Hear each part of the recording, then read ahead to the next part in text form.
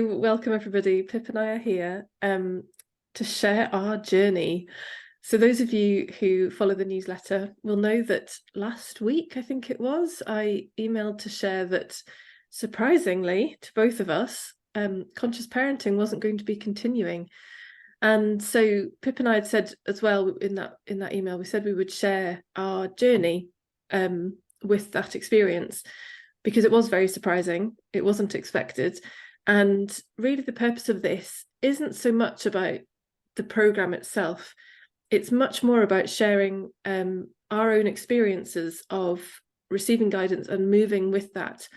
And I feel it's really the right thing to do because a lot of people replied to that email saying, oh my God, I love that you're following your guidance. Oh my God, I love that you're following wisdom. I love that you're doing what feels aligned.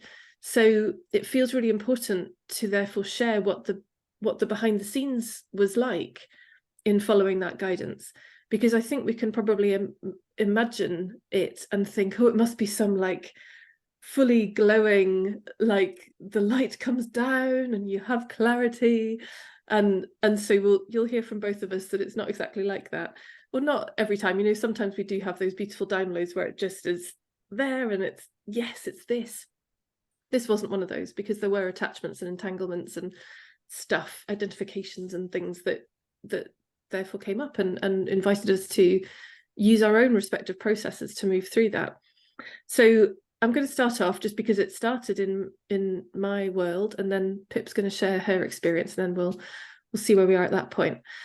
So basically it was 1st of August. I'd started August thinking, right, I'm going to start doing my morning sit and meditate thing again, which I'd done during July. No, sorry, actually it was sort of June into July. It's fallen off during July on my holidays. And I was like, right, I'm really going to get back to it. August is it. 1st of August, this is it, the beginning of a new habit. By the way, we are now the 10th and I've not done it again since.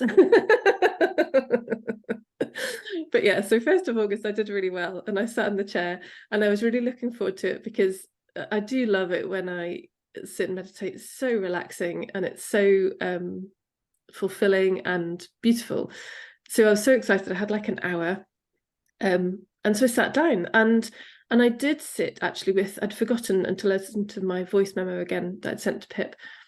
I did sit with the intention of tuning into conscious parenting to see what was happening with it, what's the latest, because it wasn't flowing.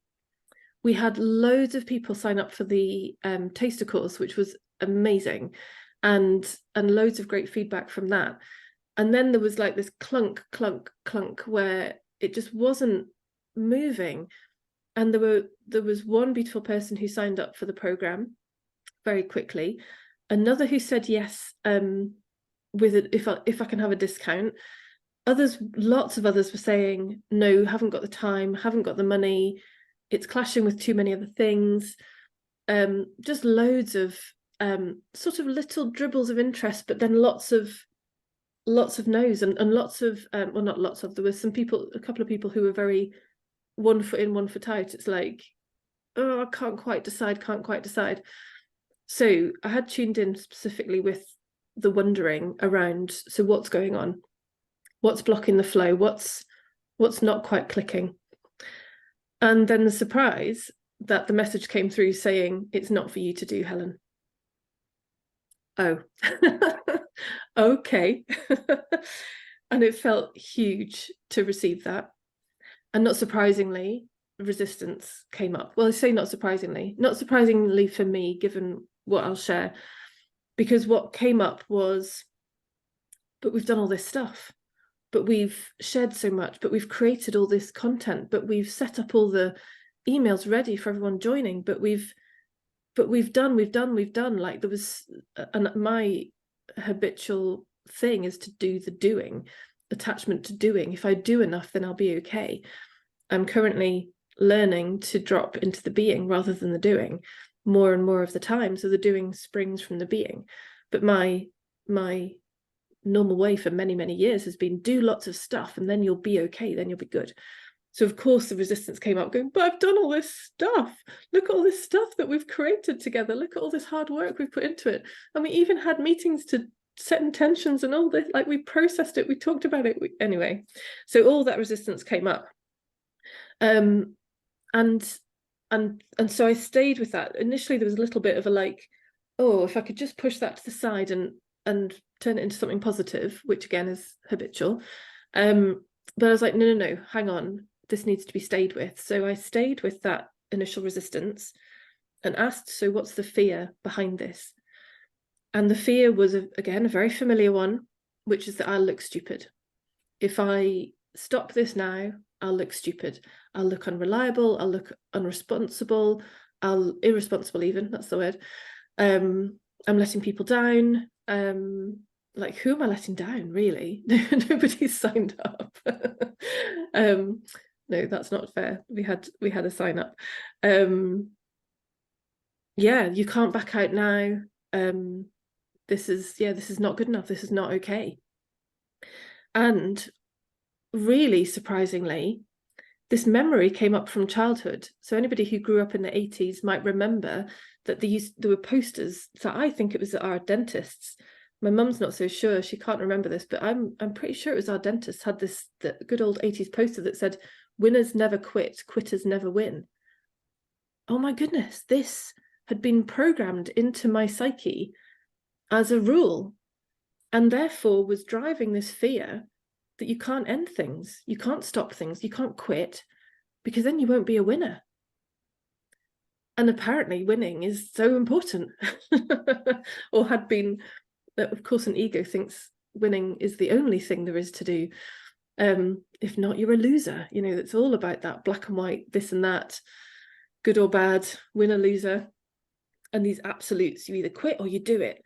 And clearly in my psyche, this winners never quit, quitters never win had been taken as, if you're doing something, you do it. You do not quit. You keep going. You push on through. Grit and determination so that you win. Oh my goodness, who's that not worked for? It's just not how it is.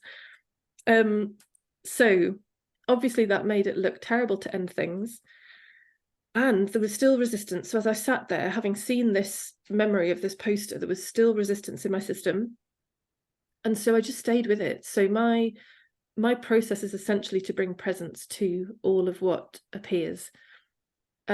Sometimes at times like that, when I'm very slowed down, it's incredible, just being that love for this fear that wasn't available when we were younger.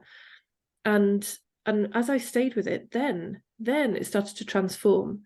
Then new ways started to drop in. I started, first of all, to be shown the indicators already that we had been pointed to. So as to why it wasn't my work to do. So I was shown how Pip's video had the most views out of all the ones we'd shared in Conscious Parenting. I was shown how much people were saying, oh, this constellations thing is amazing. I was shown how Pip was having some really beautiful conversations with people and they were feeling drawn to it. So it was like, look, the evidence is already there that there's a draw for constellations, not for you, Helen, not for you. I was also shown, and again, those of you on the newsletter will remember the email about the person who said, no, stop talking about parenting. And I was also shown that as, yeah, that was us too. You know, that was us as well. We were showing you there to stop, to drop the parenting topic.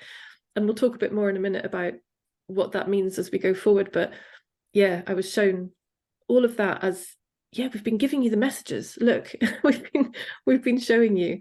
You just didn't know what it was telling you. And yeah, so it was saying this is what's really wanted. This is what there's a draw for. And yeah, and then I was shown a whole bunch of practical stuff, which in fact has transformed again. So as Pip and I have talked, all of that is transforming and becoming more and more clear how the practicalities of conscious parenting becoming something else is happening and what it's actually going to be instead. We'll share that in another video. But it was as I stayed with that and I felt that practical possibility coming through and and the feeling of the rightness of it all, not right in, oh yes, Helen, then you'll be right and you'll be good and you'll be the winner. It was the rightness for the whole system. It felt light, it felt clear, it felt flowy. It felt like, this is huge, but I can't wait to tell Pip. So yeah, and that was really for me that sign of that resistance having been seen and transmuted, and then that space created for fresh to be realized, for it to turn into reality. So yeah, and I also had that recognition that, oh yeah, I've been, one of my phrases for this year was action in alignment. It's like, God damn it, if this if this is going to happen, here's a great place to start. Actually practicing action alignment, actually practicing fully trusting this guidance, even though there might still be little human fears around it. No, if I mean this, I've got to follow the guidance. I can't keep half following it. I can't keep putting conditions on following guidance and saying, oh well, I'll follow that if. No, if we're going to follow guidance, we follow guidance. It really can't be a 1 foot in, 1 foot out thing. So this has been like, oh my goodness, what a baptism of beauty to have this as my first big moment of the year, to really, really fully follow the guidance because of everything that's flowed from this, which has been, yeah, just beautiful. And so many lovely messages coming back from life going, yay, yes, we love it. We love that you followed the guidance. So thank you to everybody on the email who did that and replied and saw that and recognized it and appreciated it, because that was very, very much appreciated to receive. So yeah, so then I sent a voice memo to Pip going, hi, this is surprising. It's kind of big. It feels big to me. Let me talk you through it. We were due to talk that morning anyway, weren't we? And yeah. so yeah, so I shared all of what I've just shared with you on this voice memo, and then yeah, Pip, over to you. Tell us about your side of it. Well, I think getting a voice memo from you at 6 a.m. already made me think this is probably significant.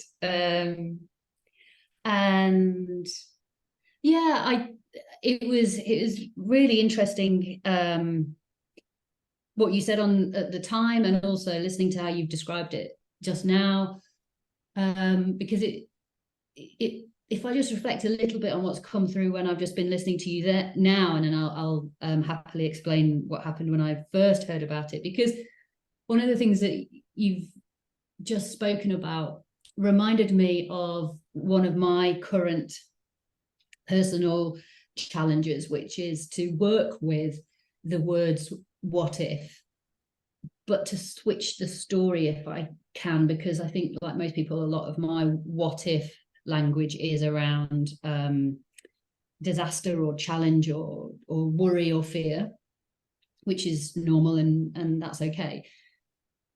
But also to allow space for the what if that is equally as likely that could be wonderful and flourishing and full of possibility.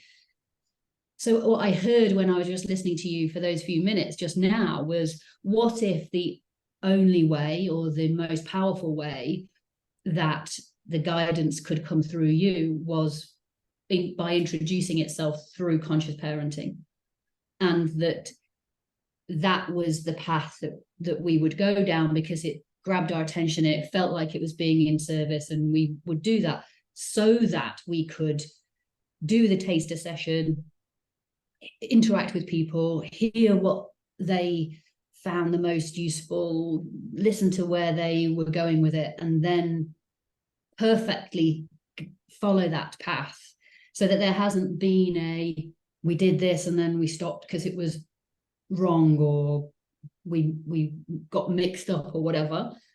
But what if that was perfect? And I think you and I believe that it always is.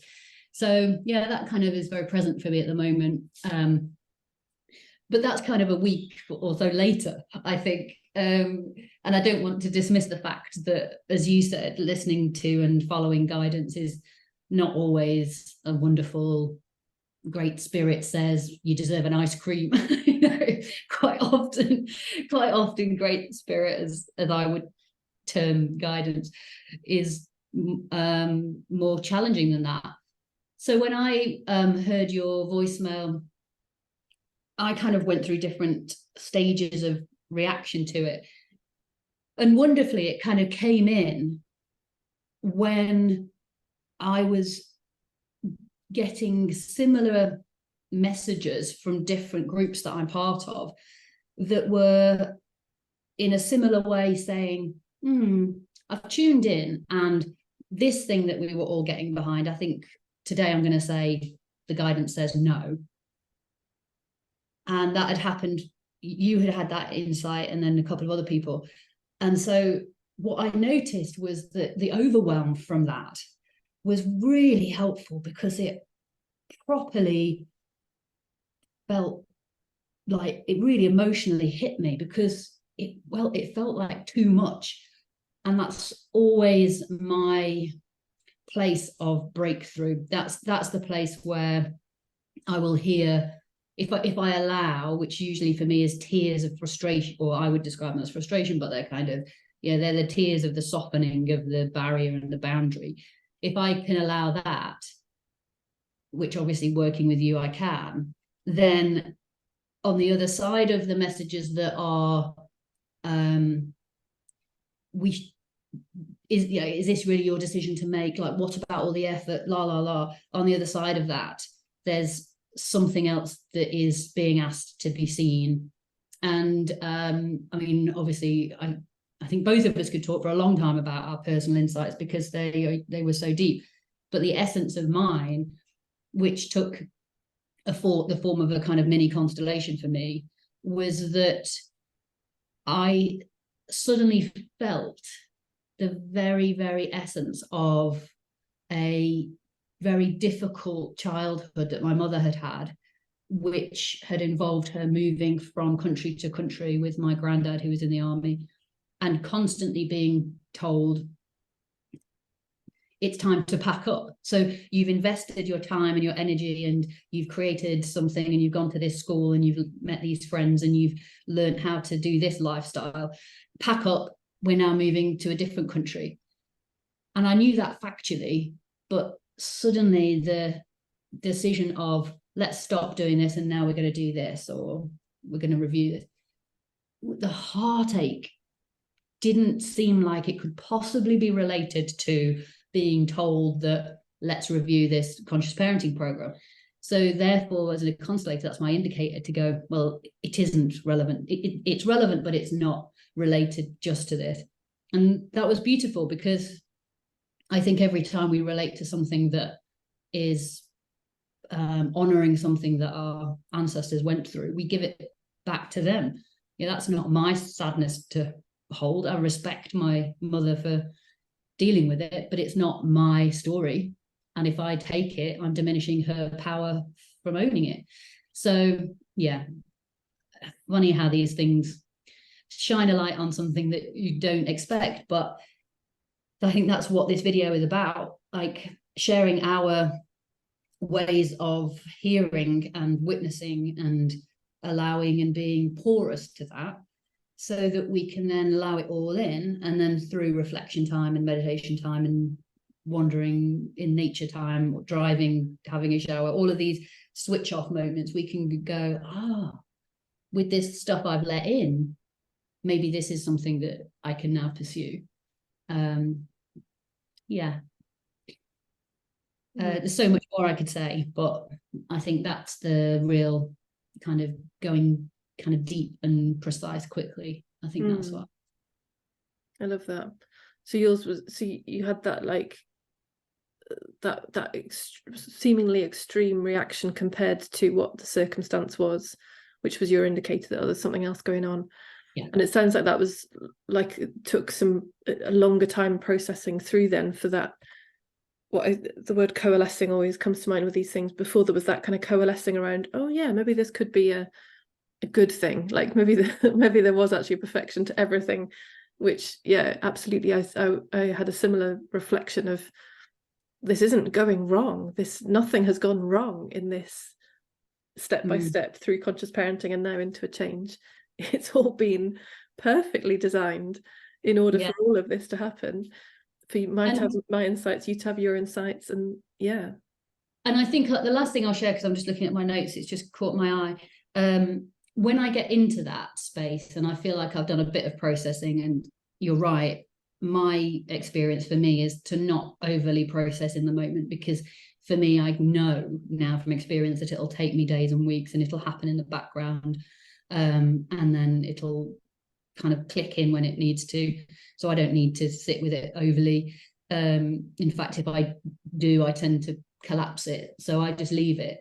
But so the way that I switch out of it and go, okay, moving that to the back, carry on running in the background, is the question, what would this be like if it were joyful? Mm. I learned that that's my question to go, okay, like talk kind of brain space. We've had enough of going into the poor me, the what if, the push that to the back, and now let's work in the front of our doing mind with what would this be like if this were joyful. And then the words that I wrote down when we were in that conversation about a week ago was, what we would offer to the community would be something simple, easy, accessible, not defined only by parenting, looking at whole family systems and supporting people with personal insights and breakthrough, whether they were contemplating or not. And I feel like that was the kind of process. They kind of go into this, but then make sure that little, what would this be like if this were joyful, is like the ladder out of the bottom of the U, really, to go, okay, let's refresh that thought process. Yeah, I love that. Especially given joy was another of my words for 2023. And that joy is one of the ways of expressing our nature. It's yeah, the beautiful question. Very cool.